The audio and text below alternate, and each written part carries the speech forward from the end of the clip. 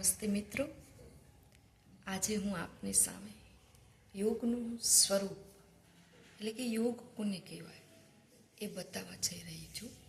તો મહર્ષિ પતંજલિ ઋષિ દ્વારા યોગ શાસ્ત્ર આખું રચવામાં આવેલું છે અને એમાં બીજું સૂત્ર છે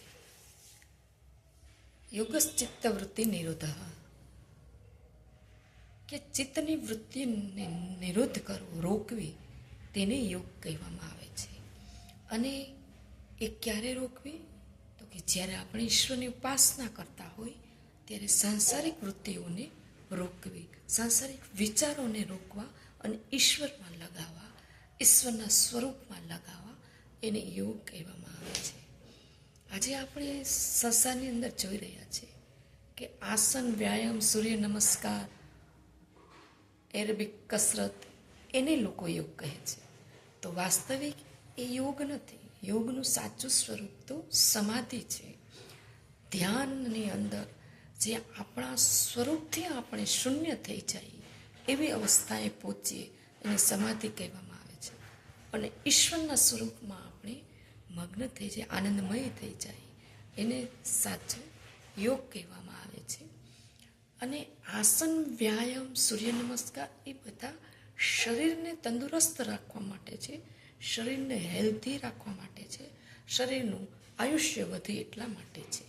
અને એમાં પણ બે વિભાગ છે, એક શારીરિક કસરત છે અને એક યોગાસન. તો જે યોગની અંદર જે બેસવાના આસનો છે એ પણ પદ્માસન, સ્વસ્તિકાસન, સુખાસન એવી રીતના છે. અને એનું પણ સૂત્ર છે કે સ્થિર સુખનમ આસનમ, કે જે સ્થિતિમાં સુખપૂર્વક બેસી શકીએ તેને આસન કહેવામાં આવે છે, તેને યોગાસન કહેવામાં આવે છે. એટલે આમાં પણ બે વિભાગ છે. પરંતુ આજ આપણે લોકમાં જોઈ રહ્યા છીએ કે આસનો તો શીખવાડવામાં આવે છે પરંતુ ધ્યાન શીખવાડવામાં નથી આવતું.